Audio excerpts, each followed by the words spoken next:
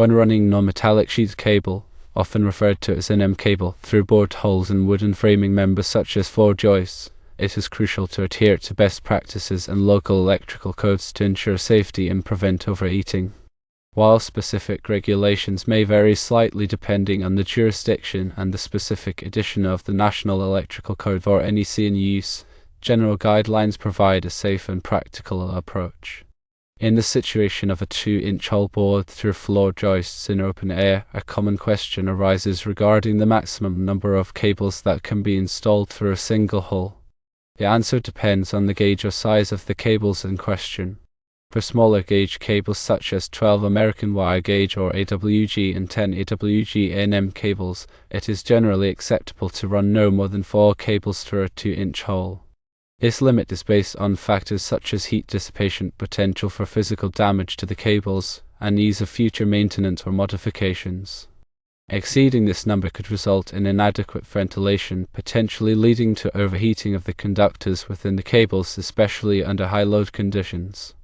Overheating can degrade the insulation of the cables, increasing the risk of short circuits, ground faults, and fire hazards. For larger gauge cables, such as 8 AWG NM cables, the allowable number of cables is typically reduced. In this case, it is generally recommended to run no more than 3 8 AWG NM cables through a 2-inch hole. This reduction is due to the increased current carrying capacity of larger gauge cables, which generates more heat.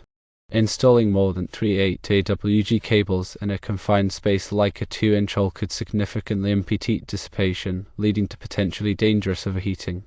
It's important to understand the reasoning behind these limitations. Electrical cables generate heat as current flows through the conductors. The amount of heat generated is proportional to the square of the current and the resistance of the conductor. This is described by Joule's first law, which states that the power dissipated as heat is equal to I squared R, whereas the current and R is the resistance. When multiple cables are bundled together in a confined space, the heat generated by each cable can accumulate, raising the overall temperature within the bundle. If the temperature exceeds the rated temperature of the cable insulation, the insulation can degrade, leading to electrical failures and safety hazards. The NEC addresses this issue through various sections, including those related to conductor ampacity and allowable ampacity directing factors. Ampacity refers to the maximum current in amps that a conductor can carry continuously under specific conditions of use without exceeding its temperature rating. The NEC provides ampacity tables for different types of conductors and insulation materials, taking into account factors such as ambient temperature and the number of current-carrying conductors in a raceway or cable bundle. When multiple conductors are bundled together, the NEC requires that their ampacity be derated to account for the reduced heat dissipation. This means that the maximum allowable current for each conductor is reduced by a certain percentage, depending on the number of conductors and the ambient temperature. For example, NEC Table 310.15. A3. I provide adjustment factors for more than 3 current-carrying conductors at a raceway or cable. These adjustment factors reduce the allowable ampacity of the conductors, ensuring that they do not overheat.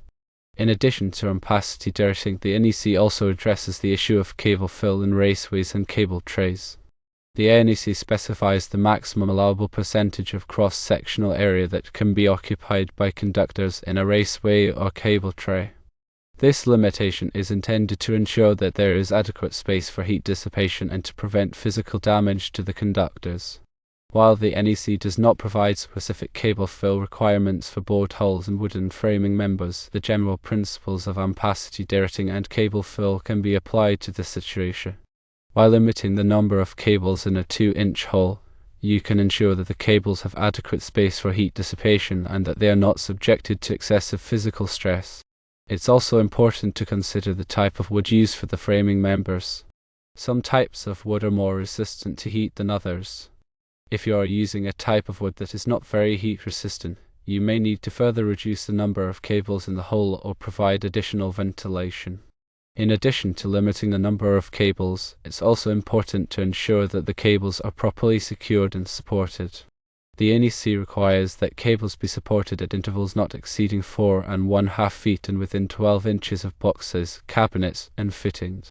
Proper support prevents the cables from sagging or rubbing against sharp edges, which could damage the insulation. When running cables through bored holes, it's important to use grommets or bushings to protect the cables from abrasion. Grommets are plastic or rubber sleeves that are inserted into the hole to provide a smooth, rounded surface for the cables to pass through. Bushings are similar to grommets, but they are typically made of metal and are used for larger holes. The type of grommet or bushing you use will depend on the size of the hole and the type of cable you are using. It's also important to ensure that the cables are not bent too sharply.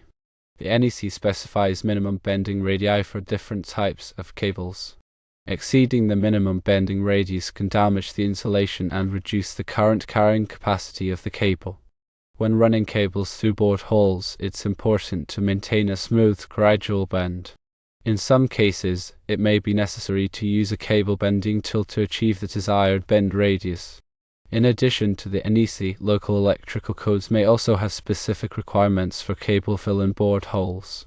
It's important to check with your local building department or electrical inspector to ensure that you are complying with all applicable regulations. Local codes may be more stringent than the NEC, especially in areas with a history of electrical fires.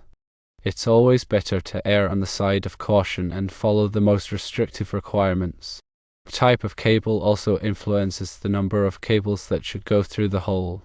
NMB cable is the most common type of cable used in residential wiring. It has a temperature rating of 90 degrees Celsius, which means that it can withstand higher temperatures than older types of NM cable. However, even with NMB cable, it's still important to limit the number of cables in a bored hole to prevent overheating. Other types of cable, such as armored cable or metal-clad cable, may have different temperature ratings and cable fill requirements. It's important to consult the manufacturer's specifications and the NEC to determine the appropriate cable fill for these types of cables. Furthermore, consider the load on each cable.